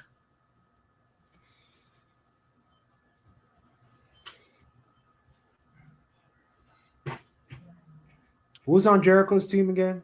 Can you read me Jericho, Shelton Benjamin, Bobby Lashley, Jack Perry, Kenny Omega, and the Young Bucks. You know what? This is going to be a curveball. I'm going to say Jack Perry. Yeah. He cut a nice video package last week, and they gave him a lot of airtime. I think I'm going to go with Jack Perry on this one. I think he needs it more out of all of them. This match, like I said, I'm curious to see where they do it. Citi Field. You said it. Citi Field. It would be fun if they do it at Citi Field. Why not? But honestly, did they just do it at Arthur Ashe before everybody gets there? Just throw it all out. Well, no, it's not at Arthur Ashe. It's at the Billie G. King Arena. Tennis Stadium. Oh, thank you. Yeah, throw it there. Is it Billie Jean King. Yeah, thank you. So it's not even Arthur Ashe. No. But this one's going to be an interesting one. This is the one, if I'm Justin Roberts, I get on the microphone and go, shit's about to hit the fan, folks. And that's it. Is this the match that they let the music play for like a long, long time and then they cut it off? This is the one. Well, when they I first did hate. it, when they first did it, Hold on, John. Totowa Tom, thanks for coming on the show, buddy. He says later, guys. Thanks for having me on, John. Totowa Tom, you're welcome anytime, buddy. You're doing great yep, things. Congratulations again. absolutely, guys. Definitely go check out ISPW Weekly. This week they Oh have yeah. on your new ISPW Women's Champion, Sammy Cass. Again, guys, we go through all the graphics at the end. But here we But go, John, guys. I hate that music. Like, why do they let the music play for like 5 minutes? Well, in the beginning, when they first did it, I liked it. But when they first did it, and it was at the stadium, and also you see Hangman Adam Page come running through the entrance thing on a horse. I mean, but here's the problem: though. It's had its moments though, because you remember there was one Stadium Stampede they did where who was it? Matt Hardy went into the back, and he went to go do a dive off the I forgot what the machine is called, and he hit his head right on the concrete. Is that the one where the Santana was in? Yes. Okay, that one I enjoyed. I just hated the music for 5 minutes. I was like, bro, I get it, man. Oh, no. You're talking about the one I left at. Maybe I don't remember what it was. They were doing the music thing, and the first one they played was "I'm So Excited." Oh my god! And I'm sitting there going, "You're seeing carnage in the arena, and you're playing I'm So Excited." It was so horrible. But then they ended up changing it to "Let the Bodies Hit the Floor." But I am gonna say that one was one of my favorite Stampede matches. The one where Ortiz, Santana, all of them. That was one of the best ones. Now here we go for the AEW International Title. Ooh. Okada takes on Takeshita. Tough, but I'm going with Takeshita. Well, especially we don't. I mean, obviously Okada will be back because obviously he'll be back for this match. But honestly, give Takeshita that belt and let him break off from the Don Callis family at this point, please. Yeah, and they were teasing that last week too, John. So I'm going with Takeshita for sure. Yeah, I agree with you on that. Next, we got this match. And an I Quit match for the AEW Tag Team titles. Oh wow! FTR takes on the team of Cage and Cope. Can we sit here in 2026 and say Edge and Christian are your new AEW Tag Team Champions? Yes. Yes, I have them. They should have done it last pay-per-view. Oh, Dynasty? Yeah, they should have done it there. I think that was perfect. But yeah, I see it, John. Yep. Well, I'll put it this way. I see them winning. I agree with you about Cage and Cope. Yeah. But I see how this can get bigger because you've got All In coming up in the end of August. What's the one match AEW hasn't done? There's one match that became synonymous with Edge and Christian, but AEW has never done yet. Can't think. Edge and Christian. The Hardys. Damn you, New Jack. Damn you. TLC. Tables, ladders, and chairs. They won't do that. No way. No, but here's the 13. Cope and Cage. FTR. The Young Bucks. And a triple threat ladder match. Who wins? It's tough, right? Honestly, I would even go. Hold on. Let's put a pin in that one because we'll go back to that one in a second. I'm going to finish up with these cards. This card because we only got 2 more matches left. Go ahead. My favorite type of match: a fatal 4-way. No. You love 4-way matches. For the AEW Women's Title, Thekla, Shida, Chris Statlander, and Jamie Hayter. I'm going to say this right now. Keep it on Thekla. She's done phenomenal work with that title. You know what it is, John? That I don't like none of the three challengers to Tekla. And as much as I have a little bit of like towards Jamie Hayter, I just don't think that's the right building to do it in New York. So I'm gonna agree with you, John. I think Tekla retains. Well, I would say this. We'll go through the three women quickly. Sheeta hasn't been on TV that much, so I would not put the title on her. She's just there as a rubber. Chris Statlander, I mean, yes, she did hold the belt. She's actually, I think, the only woman to hold both the TBS and the AEW Women's title. Yeah, but even she got still, exposed. Jamie Hayter was okay when she held the belt, but she didn't hold that long because of injury. She didn't even have the belt. I thought she did. I thought she just had that tag title belt. No, I just more. But here we go. I can't think of her winning the title. I don't think Your main event in a hair versus title match. Oh yeah. Where could we see MJF go bald come Sunday night? I'm going to tell you right now, when this match first got put together, I was not intrigued at all. I agree. Now that you got the stipulation in of the hair now being possibly shaved off, I'm actually more intrigued now than I was probably a month ago. So who you have? I'm going to go against what everybody else is going to say. So, everybody's going to sit there and say, oh, put the belt on MJF, put it on him, let him go back to being champ. No. Keep it on Darby. You're seeing now, and I'm going to say it this way, what we're seeing with Darby now, weekly on TV, with his matches against Kevin Knight, Brody King, Tommaso Ciampa, main event level worthy matches, free on Dynamite. Why would you stop that now? Because of Wembley. But here's the thing. You put yourself in this position, okay? And it's actually backfired because I think it's worked. I think for them to take the belt over Darby, when he's had probably, out of anybody who's held that title since AEW's been around, would you agree with me? His run so far has been one of the better runs with that belt.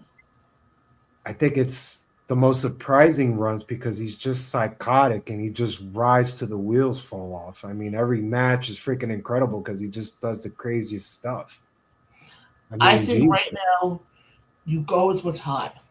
And right now, with what we're seeing with Darby, yeah, did we all think Darby was going to end up being the guy that was going to All In? If let's say he keeps about to All In, you got to remember you got Double or Nothing coming up now. You still got Forbidden Door coming up, and then you got All In coming up in August. So, I mean, is it possible? Yeah. Do I think it's going to happen? I don't know, but I would like it to be Darby to retain that John, I think you said that Will should be the guy to challenge for the title, no matter who's champion, Yes. right? You said that? Okay, Yes. I agree with you on that. For me, Wembley's a big, big event. It's about 85,000 seats, if I remember correctly. Yeah. I just don't see Darby Allin filling those seats. Yes, but here's the thing, though. On paper, it doesn't look interesting. But here's the thing. We got a comment coming in here. Hi, Amanda. Hey, Amanda, what's up? I'm just going to say this much, though. Yes, do I agree with you? Does Darby sell seats? No. But you have to remember one thing. Who was one of the guys that everybody kept saying was going to try to bring down the Death Riders? I don't know. Who was one of the guys that everybody kept saying, that all these wrestling experts kept saying, who's going to be the one to take down the Death Riders? I'll put it this way. Darby. Adam Page? I got Adam Page. I would say Darby. You would say Darby. Yeah, because Darby has been looked at as, you're going to try to get this company back from the Death Riders. And I think this is your moment right here. Now, I mean, we can go through, we can look at the other part of it. it may not even be Will Ospreay. Personally, I think Will should have that moment? Absolutely. 84,000 people, Wembley Stadium, probably the biggest show that AEW does over the summer. Absolutely. Yes. I said he should have had it last year if he didn't get injured. That was unfortunate. Oh, no, not last year. Sorry, last year they were in Texas. The year before. I'm sorry. The year before. But I think right now, yeah, Darby, I don't think he's going to put asses in seats. I agree with you on that. But storyline-wise, it makes perfect sense to do this. For the fact of Darby's past history with the Death Riders. I agree with you on that. I see your take. For me, Darby does put asses to seat. The problem is it's 85,000 asses I have to fit in those seats. And I don't think you could do that. I think you need big marquee names. I would throw a Kenny Omega out there, MJF, a Will Ospreay. But it has to be Will, John. I agree with you. 1,000% has to be Will. But it has to be an opponent that is probably the top heel in the business. And the only person that's a top heel is MJF. But you bring up an interesting point, though, that you said it has to be a big name, and you said MJF. Yes. If you're a casual fan, okay, that's one thing I talk about a lot on this show, is being a casual fan. And let's say you're somebody who's flipping through the TV and you happen to come across AEW. Unless you're a diehard wrestling fan like you or I, you're not going to know who MJF is. You may know who Kenny Omega is. Well, even Kenny Omega is still a tough one. Because unless you're a fan of New Japan from back in the day, you're not going to know who Kenny Omega is. Hey, man. And I've always said this before, my biggest gripe with AEW is they don't attract the casual fan. I don't get why either. And that's one thing I never understood with them is their target audience is guys like you, me, Ray, the people who are the hardcore fans who are going to know who these people are. Yeah, you have a point, John. And honestly, as a casual fan, seeing it through your eyes, I wouldn't want Darby to lose the title either. I mean, I'll put it this way. You look at it this way. We talk about them being a casual fan. They brought in, remember, I think it was last year, when they were going through that stretch of bringing in guys like Will Ospreay, Okada, Mercedes Moné. Where's she been? And everybody was sitting there going, oh, they're going to break 1 million on the rate, 1 million for ratings. Mm-hmm. They've never broken, I think they've broken maybe 1 million once. Yeah, and they're CM Punk. Twice. CM Punk, you're welcome. Yeah. Or it was the nights when they were going up against NXT. So that too. So I don't want to sit here and have people say, "Oh, they attract the casual fan." No, they do not. No, they don't. And the storyline that Will Ospreay in makes no sense either. It doesn't. I think with that, we can touch on that quickly. I think what they should have done, point blank simple, is instead of having John Moxley doing all these things of, your bird of the prey and this and that, you should have him turn around very simple. And this would make a lot more sense. Have him turn around and say, look, well, you're not going to get what I'm talking about right now, but in a couple months from now, you'll completely understand what I'm getting at. Fast forward to All In. He wins the title. Moxley turns around and goes, remember that conversation we had a couple months ago when I said you weren't going to get it now, but you'll get it in the future? This is the future. Oh, he's free as a bird, as John Moxley said. Yeah. But again, like I said, when you look at that whole storyline, yes, am I confused by it? We could do an entire episode of very confused by it. Hold on. We could do an entire episode of which storyline is more confusing. Will Ospreay with the Death Riders or Brock Lesnar and Obafemi? Will Ospreay with the Death Riders. There's no way John, there's no way they kidnap you and we don't hear nothing. And next week, Tony Schiavone says, well, yeah, they seemed to have a talk last week. No, they didn't. He got kidnapped, you idiot. What talk happened? Guys, wrap things up here. But before I do that, I definitely want to, first of all, I want to thank Totowa Tom for joining us tonight. Yes. You can catch Totowa Tom tomorrow night. Tomorrow night, 7. 7 p.m. Eastern with his guest, your new ISPW Women's Champion, the one and only Sammy Chaos. Come on. Also, guys, tune in to us Thursday as I have a sit-down interview with the leader of Edge of Hope, Mr. Saren Rain, as he is set to take on the one and only Bobby Fish at Summer Showdown for Immortal Championship Wrestling.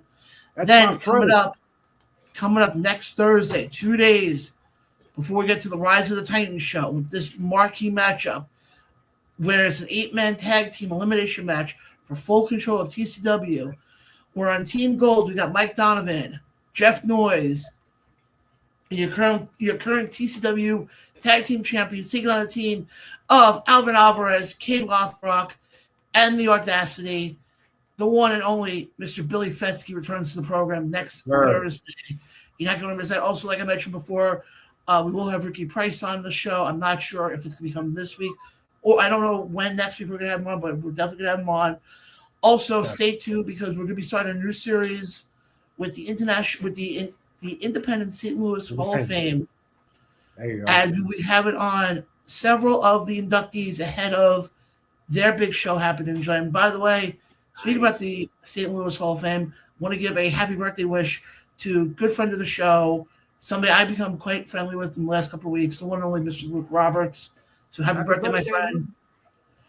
And guys, like I said, you're not going to miss that because when I speak to Luke, I'm not talking to him tonight. Obviously, it's his birthday. But there is an announcement coming up. I'm not going to say when. There's an announcement coming up. Stay tuned. That you're not going to want to miss. Jay, quickly, before we wrap things up here, quick thoughts. Any final thoughts you got? Yeah, I hope we have a great show this coming Saturday, AEW. I can't wait for it. Everybody stay safe. Memorial weekend, everybody goes nuts on that weekend. John, you stay safe with your family and everything. I'll stay safe with mine. Let's go, Knicks. Hopefully we catch this W tonight. And John, it's always good to see you, man. Miss you, brother. I miss you too. Guys, final thoughts from me. I'm glad everybody tuned in tonight. And it's funny because I didn't even get to the big story I wanted to get to. And that was calling out independent companies. So you know what? We have to put that on the back burner for right now. And this is more of an if you know, you know. If you know. But guys, like I said, I want to thank Totowa Tom for joining us. We're definitely going to try and get some more Tom. We love you. ISPW talent on here in the weeks and months to come. Yes. And guys, like I said, subscribe to us on Facebook, subscribe to us on YouTube, follow us on Facebook. Hit that like button. Hit that like button. Follow us also on all podcast platforms, including Apple, Spotify. Because like I mentioned before, we are starting a new series called the Around the Ropes Rewind. Where we're going to be looking back at some of our past interviews and past shows that we've done ahead of the fact that we are turning the big 5. 5 time. So, guys, for everybody here, again, I want to thank Totowa Tom. Definitely catch up tomorrow night. Catch ISPW for any of the shows. You're not going to want to miss it. But for Jay, I'm John. It's been Around the Ropes. We'll catch you guys next time. Later, guys. Woo!